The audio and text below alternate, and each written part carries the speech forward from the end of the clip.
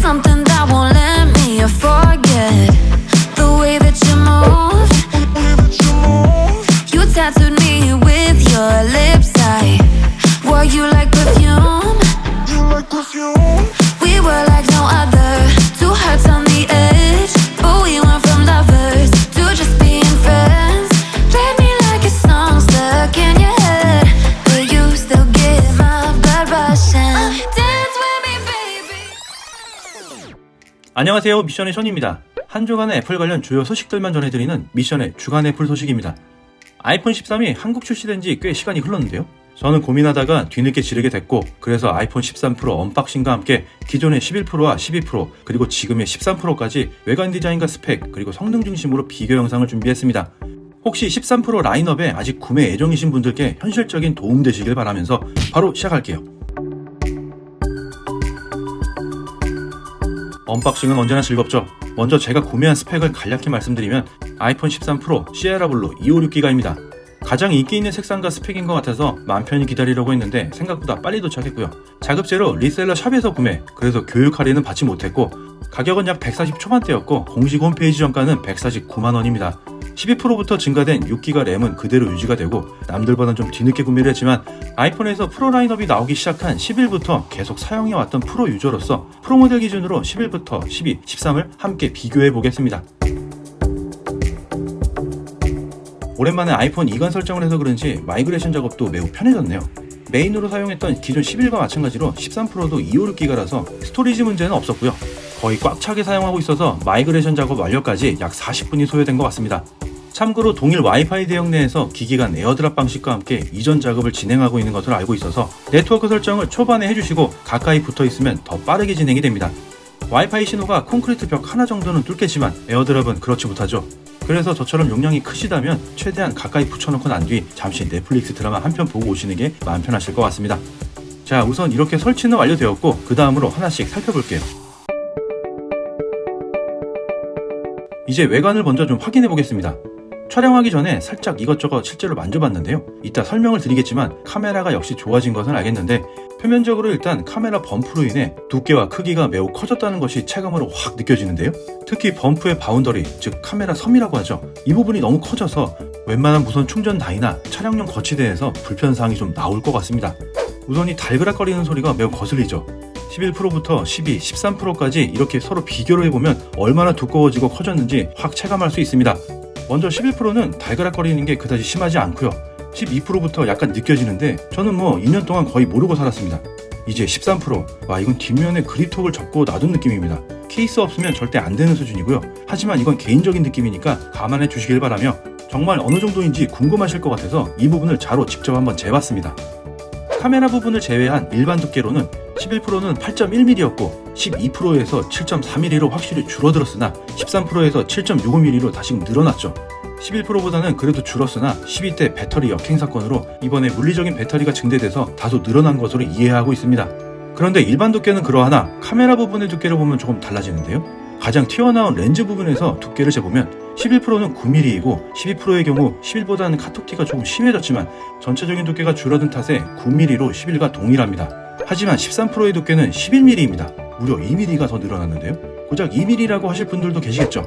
하지만 비율상으로 보면 무려 20% 이상 늘어난 겁니다. 어마어마한 거죠. 달그락거리는 이유가 여기에 있으며 이 점은 꼭 확인시켜드리고 싶었습니다.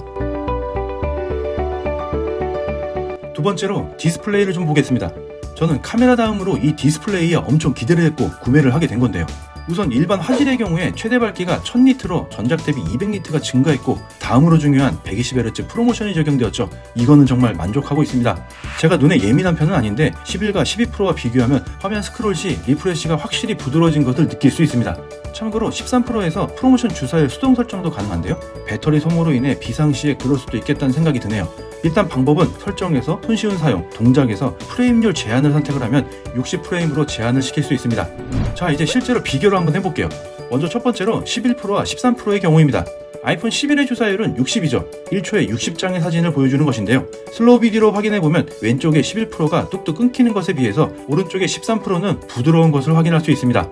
자, 그 다음으로 12 프로와 13 프로의 경우인데요. 아이폰 12의 주사율도 60이죠. 작년에 출시된 제품이고 웬만한 갤럭시 폰들이 모두 120Hz를 때려받고 있는 것과는 참으로 대조적이었는데요. 어찌되었건 역시 슬로우 비디오로 확인해보면 오른쪽에 13%가 부드러운 것을 확인할 수 있습니다. 자, 그리고 마지막 추가 테스트로 아이패드 프로와 13 프로를 비교해보았습니다. 아이패드 프로 12.9인치는 4세대 때부터 120Hz 가변 주사율이 적용되었죠. 보다 큰 대화면 패드인 관계로 가로 방향과 세로 방향 두 가지로 비교를 해봤습니다. 아이패드의 경우에는 스크롤 시 세로보다는 가로가 조금 더 잔상이 더 남는 느낌입니다만 화면이 큰 탓에 이 부분은 좀 감안을 해야 될 것 같고요. 어쨌건 둘 다 모두 120Hz이고 부드러운 화면 처리가 핵심입니다. 끝으로 디스플레이 관점에서 개인적으로 아쉬운 점은 AOD가 빠진 것인데요. 내년 아이폰 14에 넣어주지 않겠냐 하는 생각입니다만 갤럭시는 진작에 들어갔고 LTPO OLED로 이미 애플워치에는 들어간 기능이죠. 하지만 애플워치도 늦게 넣어주더니만 아이폰은 더 느리게 적용되어 가는 것 같습니다. 세 번째로 카메라입니다. 카메라가 두꺼워진 만큼 성능은 막강해졌죠. 전문가급 기능도 있어서 일반 유저들에게는 확 와닿지 않을 기능도 있습니다만 기본적으로 망원, 광각, 초광각 이렇게 업그레이드된 세 가지 렌즈의 구성과 함께 라이다 센서를 통해 피사체의 길이를 측정하고 그것을 통해 높은 품질의 사진 촬영이 가능하도록 해주죠. 이 부분은 특히 야간 모드에서 더욱 드러납니다. 우선 모드별로 각각의 사진을 찍어서 비교해봤고요. 참고로 라이다 센서는 아이폰 12 프로부터 탑재되어서 11 프로 이 녀석은 없는 겁니다. 그래서 야간 모드 촬영 기능도 확실히 떨어지는 거고요. 망원, 광각, 초광각으로 야간 사진을 서로 비교해보면 12보다 13 프로가 더욱 선명함을 느낄 수 있습니다. 저조도 촬영을 위해 만들어진 아이폰 13 프로이기 때문에 광각 카메라에서는 더 넓어진 조리개와 역대 가장 큰 센서를 탑재하면서 전작 대비 2.2배 많은 빛을 활용하고 라이다를 활용해서 야간 모드 인물 사진을 촬영합니다. 초광각 카메라 역시 더 넓어진 조리개, 더 빨라진 센서, 완전히 새로운 오토포커싱 기능을 갖췄으며 92% 더 많아진 빛으로 촬영을 합니다. 그리고 이제 망원 카메라도 야간 모드를 지원하죠. 그리고 기본 사진 일반 모드에서 확인해보면 이렇게 줌인, 줌아웃 하실 때 미세하게 달깍거리는 것을 느끼시거나 순간 화면 껌뻑임을 느끼실 겁니다. 배율에 따라서 3개 렌즈 중 그것에 맞는 것으로 전환되는 거라고 생각하시면 될 것 같고요. 망원 카메라는 77mm 초점거리와 3배 광학 줌 기능으로 전형적인 인물사진 촬영에 적합하고 모든 카메라에 6배 광학 줌이 적용되었습니다. 그리고 접사 사진의 경우에는 새롭게 디자인된 렌즈와 강력한 오토포커싱 시스템을 갖춘 새로운 초광각 카메라를 이용해서 겨우 2cm 떨어진 피사체에도 정확히 초점을 맞출 수 있어서 아주 미세한 디테일도 표현해냅니다. 한 장의 나뭇잎도 그 주름을 세밀하게 찍어낼 수 있고 작은 것들의 아름다움을 새롭게 발견할 시간이라는 애플의 광고가 기억나는 순간이네요. 자, 그 다음으로 핵심적인 기능으로는 시네마틱 모드인데요. 인물을 인식하여 초점을 맞춰주고 바라보는 방향에 포커싱이 자동으로 이루어지는 기능인데요. 이러한 시네마틱 모드는 중요한 새로운 피사체가 프레임 안으로 들어올 것을 미리 예측을 하고 실제로 피사체가 화면 안으로 들어오면 알아서 똑똑하게 초점을 전환해줍니다. 그리고 이번에 새롭게 선보이는 사진 스타일이 있는데요. 내가 선호하는 사진의 톤, 그리고 따뜻함 설정을 적용해주고 그러면서도 필터와는 달리 하늘색, 피부톤 등 자연스러운 모습 그대로 유지해주는 기능입니다. 자, 그 다음으로 배터리 성능인데요. 먼저 용량을 좀 확인해보면 11%의 경우에는 3046, 12%의 경우에는 2815, 13%의 경우에는 3096입니다.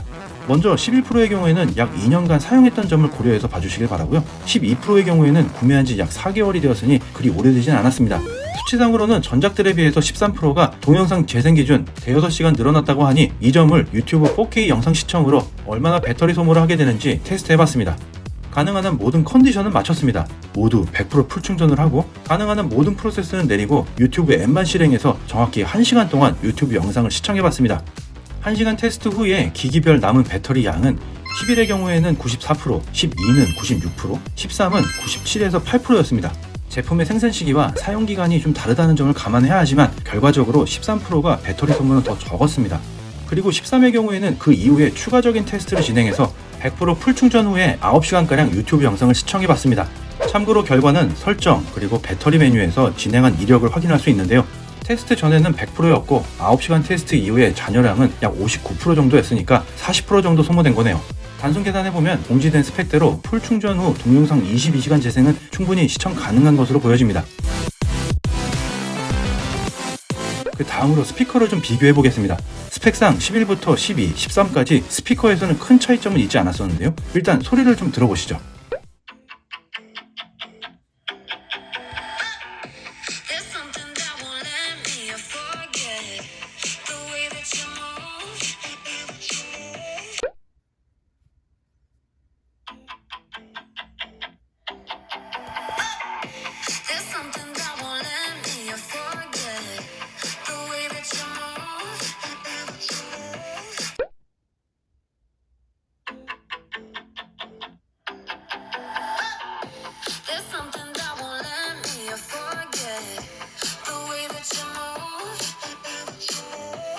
동일한 볼륨 크기, 동일한 사이트, 동일한 노래 조건으로 진행해봤습니다. 어떠신가요? 저는 큰 차이점을 느끼지는 못했는데요. 오히려 11의 경우에는 하단부 스피커 구멍이 6개였으나 12에서부터 5개로 줄어들었죠. 전반적으로 음악 전문가가 아닌 제가 들었을 때 큰 차이점을 느끼지 못했기 때문에 만약 이 부분으로 고민을 하고 계신다면 체크사항에서 좀 빼고 다른 부분에 좀 고민을 하시는 게 좋을 것 같습니다.